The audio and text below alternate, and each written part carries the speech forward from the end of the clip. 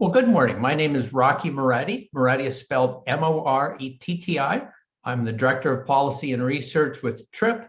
TRIP is a transportation nonprofit research organization. We're based in Washington, D.C., and we're supported by a coalition of manufacturing, insurance, construction, labor, and engineering organizations. And we've been putting out reports now for over 50 years. We put out on average around 15 reports annually, mostly at the state level, sometimes at the national level. The format today, after I give my comments and discuss the findings of the report, we're going to hear from Thomas O'Connor, who's the Vice President of Government Relations for the Capital Region Chamber, and then we'll hear from Elizabeth Carey. She's the Director of Public Relations and Corporate Communications for AAA Western and Central New York. After our initial comments, we welcome questions. There's a raise hand function, or you can indicate with the comment function that you have a question, and then my colleague Carolyn Kelly will put you onto the panel so that you can interact more normally in terms of asking your questions to any of the panelists that you might have a question. The report today is based on the latest data that TRIP has acquired from the New York Department of Transportation, from the U.S. Department of Transportation, the Bureau of Transportation Statistics, and the Texas Transportation Institute. We take a look at really what we think are the most critical numbers across the state, but also looking at individual urban regions. In my initial comments, I'll give data for the Capital District in Syracuse. If there are reporters on the line from Binghamton or Utica, please let me know that in the question period, and we'll go back and review those same numbers for those areas as well. The report finds that the cost to New York motorists of driving on rough roads, of losing time due to traffic congestion, and also the economic cost of traffic crashes is $28 billion annually. TRIP estimates that the average cost to a motorist in the Capital District area of roads that are deteriorated, congested, or lacking some desirable safety features is $1,750 annually. The TRIP report finds that the average cost to motorists in the Syracuse area of driving on rough roads, of losing time due to congestion, and also the cost of traffic crashes in which the lack of roadway safety features are a contributing factor is $1,605 annually. The TRIP report also looked at the condition of roads and bridges across the state, and we found that statewide 26% of pavements are rated in poor condition and 19% are rated in mediocre condition. The TRIP report found that in the Capital District, 16% of major roadways are rated in poor condition and 22% are rated in mediocre condition. The report found that in the Syracuse area, 32% of major roadways are rated in poor condition and another 16% are rated in mediocre condition. We also looked at bridges, and the report finds that 10% of the state's bridges are rated structurally deficient, and these are bridges in need of immediate repair and in some cases reconstruction or even replacement. In the Capital District, the TRIP report found that 8% of bridges are rated structurally deficient and in immediate need of repair, reconstruction, or replacement. The report found that in the Syracuse area, 11% of bridges are rated structurally deficient and in need of immediate repairs, reconstruction, and in some cases of replacement.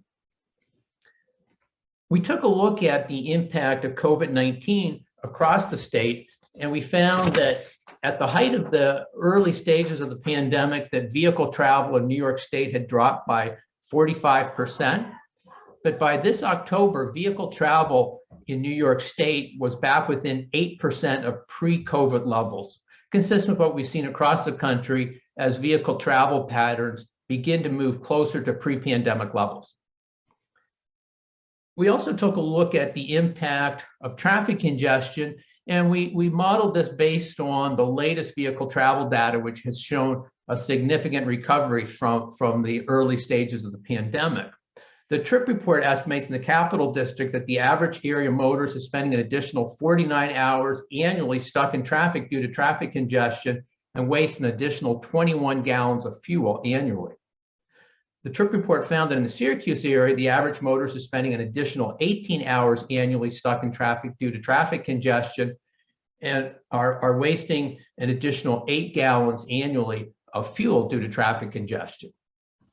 The report took a look at safety, and as the report points out that across New York State, and this looks at both fatalities of motorists, but also of pedestrian and bicyclists.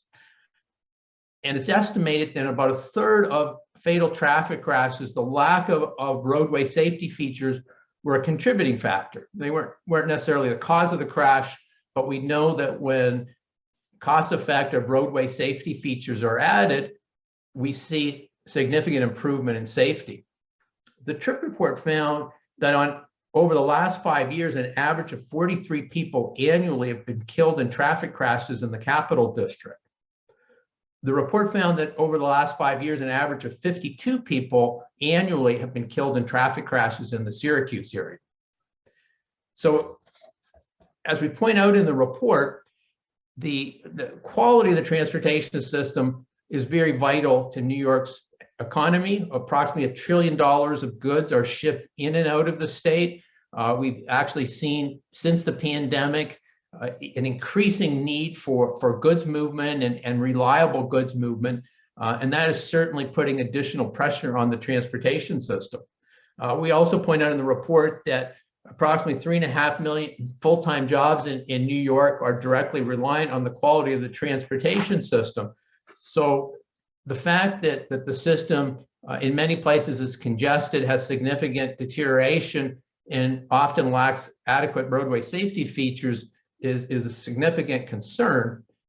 The positive part of the report is we point out that New York State over the last 3 years has significantly increased its overall investment in roads, highways, and bridges by 37%. And while part of the increase is going towards some significant large projects across the state, it also has been critical in helping the state address some of its core challenges in improving the condition of roads, highways, and bridges. And then we also recently saw the passage of the IIJA, the Infrastructure Investment and Jobs Act, which is going to increase funding for roads, highways, and bridges from the federal level to 52% by 52%. And the federal program in New York State is about 38% of the overall program provided by the New York Department of Transportation. So we believe this additional boost in state money and federal money are critical steps in allowing New York State to address some of its significant deficiencies in road and bridge conditions, but also in funding projects to improve the reliability and safety of the transportation system. With that, I'm going to turn it over to Thomas O'Connor, and then we'll be hearing from Elizabeth Carey. Thanks, Rocky. I'm Tom O'Connor. I'm Vice President of Government Relations for the Capital Region Chamber. The Capital Region Chamber has over 2,800 members, both for-profit and not-for-profit, and they employ over 160,000 residents within the Capital Region. And our employees and our employers rely on access to safe roads and bridges.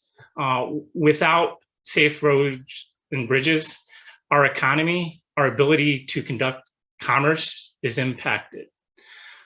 And this report highlights the continued poor conditions of our region's infrastructure. And the conditions have real impact and consequences. The governor herself, during her state address last week, acknowledged that even just hitting a pothole adds stress to a person's daily life. Well, beyond that, it also hits them in their wallet and pocketbook. When you're looking at annually having to spend out over $1,700, that has a real impact on our region's ability to pay on things other than fixing potholes and broken bridges. So we're very hopeful with the passage of the infrastructure investment bill and the continued commitment of our state and local governments that the current conditions of our state and our region's roads and bridges will improve. And going forward, when we see the TRIP report, we're going to see good news rather than 40% of our region's roads and bridges are substandard. So hopefully with that commitment, that investment, things in the capital region when it comes to roads and bridges will improve. Thank you, Rocky.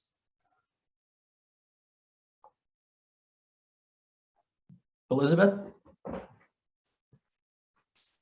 Hi, everyone. Thank you so much for having me. I really appreciate TRIP inviting AAA here to participate. A basic statement, of course, that all motorists deserve safe roads and bridges, along with that strong infrastructure, because that has a direct impact on New York's economy.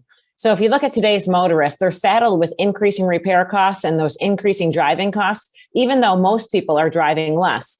So the importance of roads and bridges, aside from safety, is very important when you're just talking about economic factors. With winter here, we know that when these roads begin to thaw in March, pothole season begins.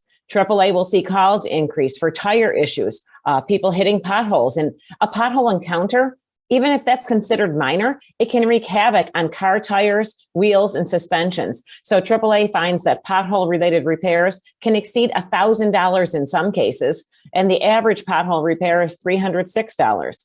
Even worse, hitting a pothole or taking the wrong measures to avoid one and swerving because motorists are so concerned over this could cause a crash and also personal injuries. So safety is a top concern.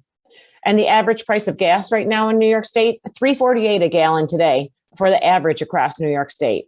So an ease of congestion and improved mobility would help relieve that burden on motorists who are already feeling a lot of pain at the pump when they fill up. So AAA is pleased that state legislators have secured record transportation investments here in New York State. They've also created many new programs to help support cities across New York in 2022. The DOT capital plan is at a record level, thanks to legislators like Senator Kennedy, who leads the Transportation Committee.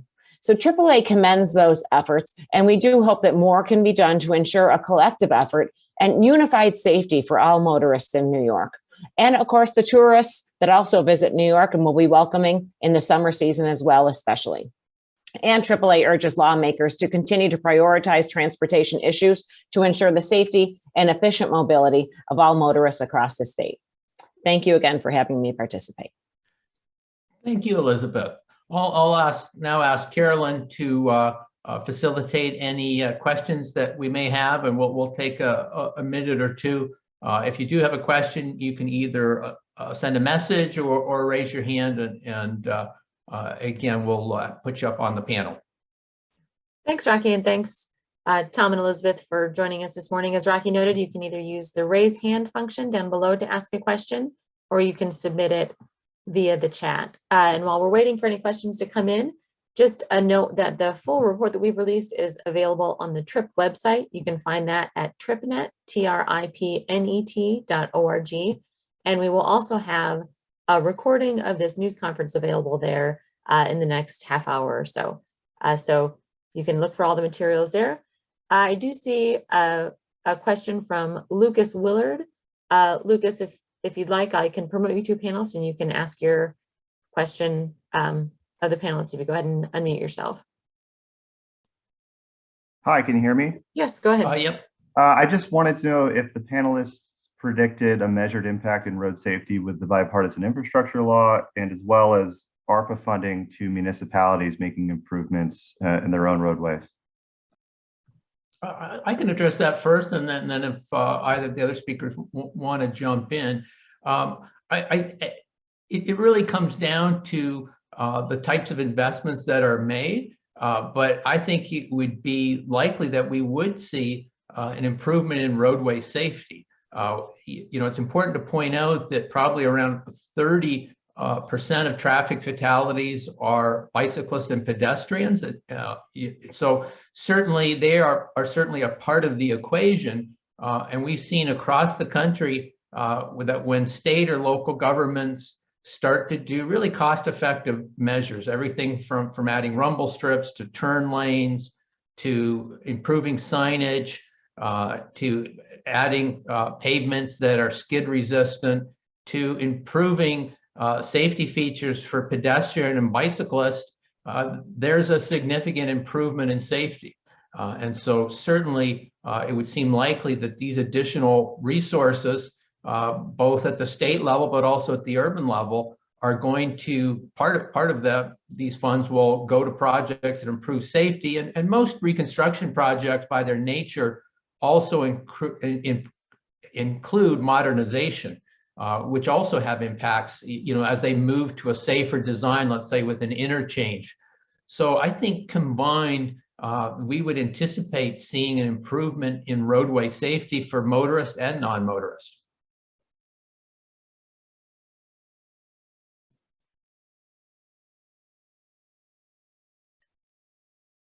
Thanks, Lucas. And if there's any other questions, like I said, you can either raise your hand or submit them to the chat function.